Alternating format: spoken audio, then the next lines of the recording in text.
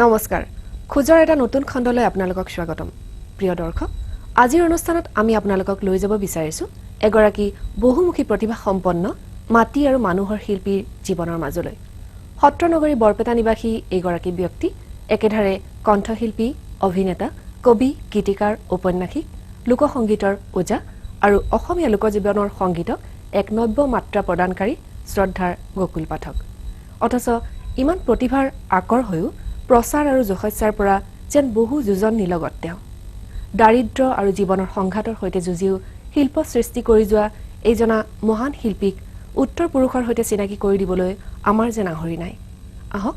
আজিৰ খুজত আমি প্ৰয়াস কৰোঁ এইজনা শিল্পীৰ জীৱনৰ মাজলৈ যোৱাৰ আহক চাওঁ তেখেতৰ বৰ্ণাঢ্য জীৱন পৰিক্ৰমা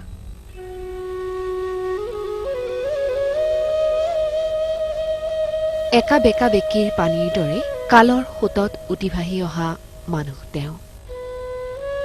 কৃষ্ণবৰ্ণ শৰীৰত শুকুলা সাজ অনেকৰ বাবে নতুন বাট মুকলাই নৱ নৱ চিন্তাৰ উৰুলি দিয়ে প্ৰচাৰ বিমুখ পৃথিৱীৰ অভিজাত বাসিন্দা নিশাৰ বৈঠকীবোৰৰ দৰে ৰসাল মানুহজনৰ মন গহনত অহৰ্নিশে ধ্বনিত হয় সমাজ আৰু সংস্কৃতিৰ সুৰ জন্মতে মাতৃক হেৰুৱাই না জল না থল অৱস্থাৰ সন্মুখীন হোৱা মানুহজনৰ ঘৰ দ্বিতীয় বৈকুণ্ঠধাম স্বৰূপ বৰপেটা নগৰীত উৰুখা পজাৰ মাটিৰ চাকিৰ দৰে ক্ৰমে উজ্বলি উঠিছিল চকুপানীৰে তাজমহল সাজিব বিচৰা অসমৰ সংস্কৃতিৰ অখ্যাত খনিকৰ্জন কুলৰ সূৰ্যস্বৰূপ বংশৰ তিলক তেওঁ গকুল পাঠক 1926 চনৰ 14 অক্টোবৰত গহীন চন্দ্ৰ পাঠক আৰু পদ্মাৱতী পাঠকৰ সোণৰ পুতলা হৈ জন্ম হৈছিল গকুল পাঠকৰ বৰপেটাৰ চতুৰ্দিশে ধ্বনিত হোৱা নাম কীৰ্তনৰ সুৰত কপি আছিল মাক দেউতাকৰ উৰুখা পজাতি বৰপেটাৰ আমগুৰি সাপনা গাঁৱৰ পাঠকী গহীন চন্দ্ৰ পাঠকৰ ঘৰতো অহৰ্নিশে খোল তালৰ ৰোল উঠাৰ সময়ত একলা দুকলাকৈ বাঢ়ি আহিছিল গকুল 1938 চনত কেতেকীবাৰী প্ৰাইমেৰী স্কুলত আৰম্ভ হৈছিল প্ৰাথমিক শিক্ষা আজি তেওঁ স্মৃতিৰ চোতালত বহি শৈশৱৰ ডায়েৰী মুকলাইছে সৰুৰ পৰাই মই আৰ্থিক অনাটনত জীৱনটোৱে গ'ল এই ঘৰ দুৱাৰটো দেখিলে আজিও বান্ধিব পৰা নাই একো নাই আৰু ল'ৰা ছোৱালীবিলাকতো ঠিক এটা স্বাধীন মনোভাৱতে তাহোন চলি আছে এতিয়াও স্বাধীন মনোভাৱতে তাহাঁতৰো চাকৰি বাকৰি নাই একোৱেই নাই কি কয় ভৱিষ্যত মই কাইটা হ'লে নাজানো বৈচিত্ৰ্যপূৰ্ণ আৰু বৰ্ণাঢ্য জীৱনৰ অধিকাৰী শ্ৰীযুত গকুল পাঠক তেওঁৰ জন্ম হৈছিল 1926 চনত সৰভোগৰ ওচৰৰ সাপনা নামৰ এখন গাঁৱত পিছতে অৱশ্যে তেওঁ বৰপেটা জেইল ৰোডতে স্থায়ীভাৱে বসবাস কৰিবলৈ লৈছিল গকুল পাঠক একেধাৰে গীতিকাৰ সুৰকাৰ গায়ক অভিনেতা নাট্যকাৰ প্ৰবন্ধকাৰ নিবন্ধকাৰ জীৱনীকাৰ আৰু বিভিন্ন দেশত তেওঁ অসমীয়া সাহিত্য সংস্কৃতিলৈ যাওঁতে যোগী অৱদান যোগাইছে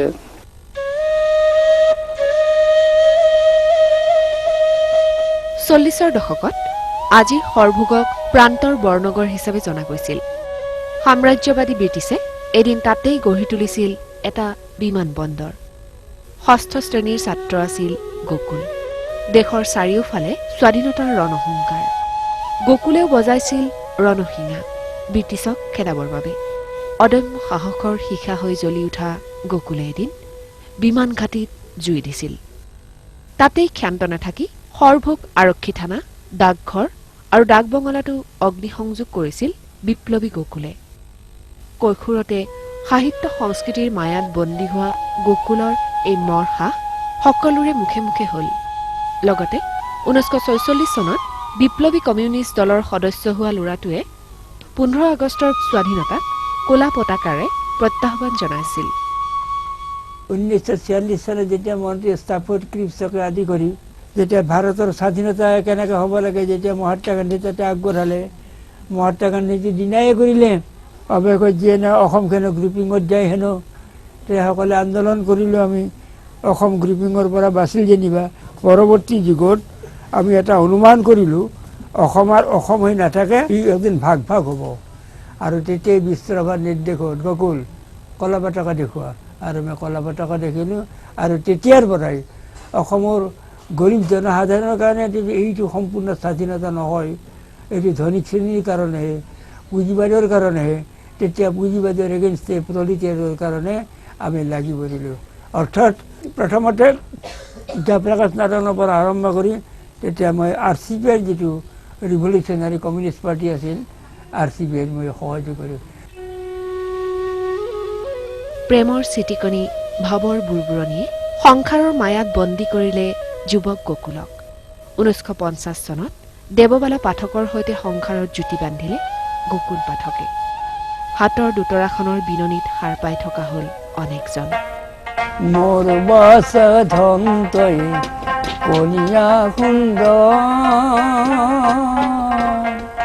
তোৰ লাগি অভাগীৰ দহিছে অন্তৰ, হে কলিয়া সুন্দৰ। মৰম স্নেহৰ জৰিয়ে বান্ধি ৰখা দুখীয়া সংসাৰখনলৈ এমাদিমা হালৰ পেটৰ কলমলনি মাৰিবৰ বাবেই যেন বজাই থাকিব লগা হ'ল দোতৰাখন। মোমায়েকৰ সৈতে জোঁট বান্ধি লোকগীতৰ ৰাগ টনা মামা ভাগিনৰ দলটোৰ কথা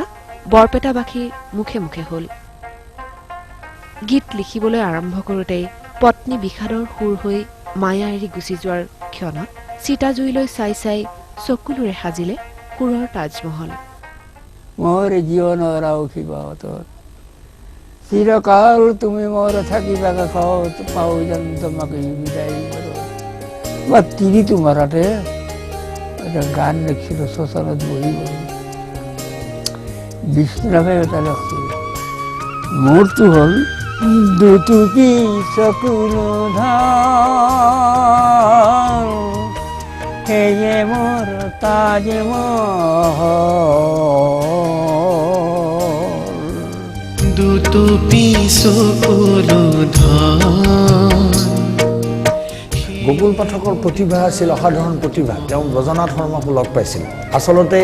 সাম্প্ৰতিক সময়ত নামনি অসমত এনেকুৱা ধৰণৰ, সমগ্ৰ অসমতে এনেকুৱা ধৰণৰ কিছুমান শিল্পী সাহিত্যিক আছে যিবোৰ অনাদৃত অৱস্থাত আছে, অৱহেলিত অৱস্থাত আছে আৰু তেওঁলোক যথেষ্ট পৰিমাণে প্ৰচাৰ বিমুখ। গকুল পাঠকৰ আকাল ভঁৰাল বুলি একো নাছিল। তেওঁৰ পৰিবাৰৰ মৃত্যুৰ পিছত তেওঁ শ্মশানত, তেওঁ ঘৈণীয়েকক যেতিয়া দাহ কৰিবলৈ যায়, সৎকাৰ কৰিবলৈ যায়, শ্মশানতে তেওঁ এটা তেওঁৰ বিখ্যাত গীত ৰচনা কৰিছিল আৰু সেই গীতটো পৰৱৰ্তীকালত প্ৰায়ে আমাক তেওঁ গাই শুনাইছিল। বিপ্লৱী আৰু শিল্পী সত্তাৰ অভূতপূৰ্ব সমাহাৰ ঘটা এইজনা বৰেণ্য শিল্পী গকুল পাঠক। স্বাধীন মনা এই শিল্পীজনে সেয়েহে কিশোৰ অৱস্থাতে স্বাধীনতাৰ ৰণত জঁপিয়াই পৰিছিল। দেশ, কাল, ৰাজ্য আৰু সত্ৰনগৰী বৰপেটাৰ ইতিহাস সময়ৰ কষটিশীলত লিখি ৰখা এই শিল্পীজনৰ জীৱনলৈ আমি পুনৰ যাম, কিন্তু এতিয়া সময় হৈছে এটা চমু বিৰতিৰ।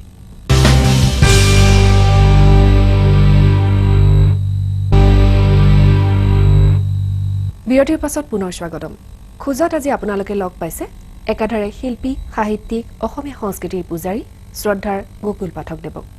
আক্ষৰিক অৰ্থত ধনেৰে দুখীয়া অথচ সংস্কৃতিৰ ধনেৰে চহকী এই শিল্পীজনৰ জীৱনৰ মাজলৈ পুনৰ যাওঁ আহক। টোপনি গধুৰ নিশা দোতৰাৰ সুৰে আমনি কৰে গকুল পাঠকক। পোনাশালৰ মুখত হাঁহি চাবৰ বাবে দোতৰাক জীৱনৰ অবিচ্ছেদ্য অংগ হিচাপে গ্ৰহণ কৰিলে। সংগী হ'ল মোমায়েক। কম সময়ৰ ভিতৰতে মামা ভাগিনৰ দলটোৱে শ্ৰোতাৰ মন চিত হৰণ কৰিলে। লোকসন্মান গ্ৰন্থ তেওঁ প্ৰকাশ হৈছে, তাৰ ভিতৰত বৰপেটা সত্ৰ ইতিহাসৰ কাৰণে তেওঁ বিখ্যাত। তাৰ বাহিৰেও বস্তু প্ৰকাশ, কৃষ্ণৰ শ্ৰেষ্ঠ ভকতি ইত্যাদি সত্ৰীয়া সংস্কৃতিলৈ তেওঁৰ বিশেষ অৱদান আৰু অন্যান্য বহুবিধ ৰচনাৰে তেওঁ সমৃদ্ধ কৰি থৈ গৈছে। মই কৈছোৱে, তেওঁ হলিগীতৰ কিতাপ বসন্ত বাহাৰ, ৰঙে ৰঙে একাকাৰ। 60ৰ দশকত বিষ্ণুৰাভাৰ সান্নিধ্য লাভ কৰি গুৱাহাটীৰ কম ওলাল। এই দৈনিক অসম এখন ওলাইছিল, ট্ৰিবিউনখন ওলাইছিল আৰু এইবিলাক তাৰপিছত আৰু ইফালে নীলাচল ওলাইছিল আৰু মেগাজিন নাছিলে। এই ৰূপান্তৰখন আচৰিত মই যেতিয়া ওলাম, মানে হাহাকাৰ এখন গুৱাহাটীত, বা কি হাহাকাৰ ৰূপান্তৰ ওলালে। আৰু বিষ্ণুৰাভাকে আদি কৰি ৰূপান্তৰত হেমাংগ বিশ্বাসে কৰি ভাল ভাল মানুহে ৰূপান্তৰত লিখিছিল। মই ৰূপান্তৰ জানা মানুহে লিখিছিল, খুব ভাল চলিছিল। আমাৰ দেশতো ভাল ভাল প্ৰবন্ধ লিখিছিল। ভোকৰ ভাগৰত থমকি ৰ'ব লগা হোৱা পাঠকে সেই সংগ্ৰামৰ কথা আজি আনন্দেৰে সোঁৱৰণ কৰে। অম্বিকাগিৰিৰ চিন্তাৰ দাস হৈ জাতীয়তাবাদৰ ভেটিত থিয় হৈছিল সেই স্বাধীন চিন্তাৰ ফচল খাই আজি তেওঁ সোঁৱৰণ কৰে আমাৰ দেশৰ কথা অম্বিকাগিৰি ৰাইচৌধুৰী তেওঁৰ চেতনা কিবা কিবি ওলাইছিল নহয় নিজে কাগজ কিনি নিজে বিক্ৰী কৰে নিজে সেই চেতনাটো অম্বিকাগিৰিৰ জীৱনৰ পৰা মই পাইছিলোঁ এই পেপাৰ ওলা হেৰি নিজে বিক্ৰী কৰে নিজে প্ৰুফ চাই নিজে কৰে জাতীয়তাবোধ যিটো আছিল এই জাতীয়তাবোধটো মই পাইছিলোঁ অম্বিকাগিৰি ৰাইচৌধুৰীৰ পৰা দৰকাৰ হ'লে মোৰ বন্ধু বান্ধৱক কয় কাগজ ওলাব লাগে তুই একদিন কাগজ দিবি দিয়ে কাবাই একদিন কাবাই দি দিম আৰু বাকী নিজে মই সম্পাদক নিজে প্ৰুফ চাওঁ এটা ৰাখিছিল আৰু গুৱাহাটীত আছিল কেইবাজনে হেল্প কৰিছিল এই যেনে হাইজাৰ ঠাইজাৰতে সেইবিলাকো হেল্প কৰিছিল মিডল কুদ্দেশতে তাৰপিছত এডভাৰটাইজ লওঁ নিজে এডভাৰটাইজত অলপ পইচা পাওঁ সেই দিয়ে আৰু কাগজ কিনো আৰু চলাওঁ প্ৰেছত দিওঁ এনেকুৱা নিজে ৰাখলাম কোনো হেৰি নাছিল আৰু মই ভাবিছিলোঁ যে বৰপেটাৰ পৰা ওলাই এই কাগজখনক মই আজি বৰপেটাৰ পৰা ডেইলি পেপাৰত পৰিণত কৰিম এই আশাই আছিল মোৰ কিন্তু অৱগত এটা পাৰ্টিৰ হাতত দি মোৰ আশাটো মকিমূল কৰি দিলে 22 বছৰ চলাৰ পাছত আমাৰ দেশ আৰু ৰূপান্তৰ মৰি গ'ল কুলসুৰাৰ চোতাল ভালপোৱা হেমাংগ বিশ্বাসে আড্ডা মাৰি ভাল পাইছিল গোকুল পাঠকৰ বহল চোতালত কথাৰ সিন্ধুমথি মানুহৰ গান গাবলৈ শিকা পাঠকে লেৰেলা ফুলবোৰৰ সুবাস ছটিয়াই দিছিল পেটত পানী গামোচা বান্ধি তেওঁ আধুনিক গীত ৰচনা কৰিছিল সুৰমঞ্জৰী ইত্যাদি ধৰি কেইবাখনো গীতৰ কিতাপ প্ৰকাশ পাইছিল বিশেষকৈ লেৰেলা ফুলৰ সৌৰভ বিচাৰি 1956 চনত সেইখন প্ৰকাশ পাইছিল প্ৰথম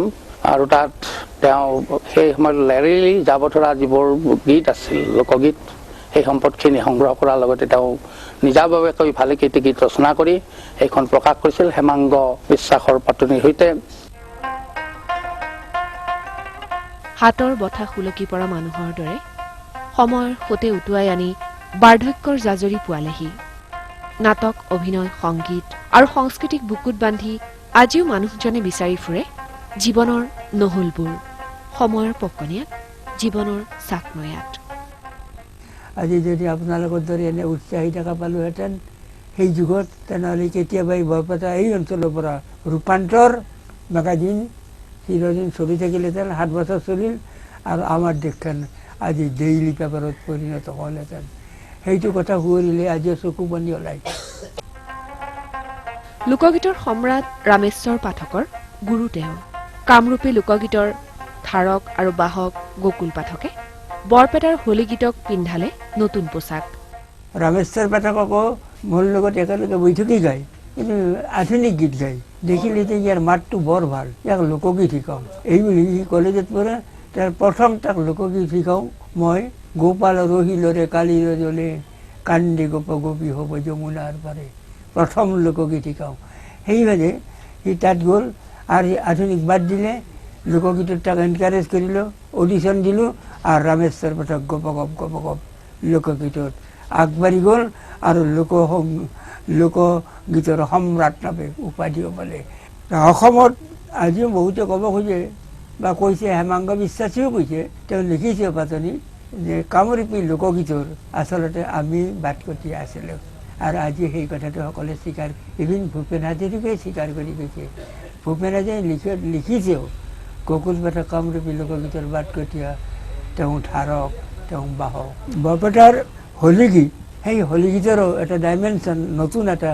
বস্তু আনি দিলোঁ প্ৰথমতে পৰিৱেশক লৈ মই লিখিলোঁ আজি সৌ লিখা লাই হৰি মোহন মোৰ আৰি সংগে গৌপ কপি মিলি এইটো তাৰপিছত লিখিলোঁ বৰপেটাৰ পৰিৱেশক লৈ সেইটো এতিয়া বিখ্যাত গান আজি ৰঙে ৰঙে একাকাৰ আহা ভাই খেলো হোলী মিলি হবি প্ৰাণে প্ৰাণ ইত্যাদি আৰু সেইবিলাক আমাৰ হোলীৰ দলবিলাকে যাই দিল্লী বম্বে কৰ্ণাটক এইবিলাকত যেতিয়া নাম কৰি আহে খুব গতিকে আজি লোকগীতৰ যিটো ধাৰা আৰু পুৰণি লোকগীতৰ যিটো ধাৰা আৰু হোলী গীতৰ যিটো ধাৰা সেই ধাৰাটো ৰাইজে আমি আনি দিয়া বুলি সকলোৱে স্বীকাৰ কৰে যুগে যুগে জনগণক জাগ্ৰত কৰিবলৈ বিপ্লৱী পাঠকে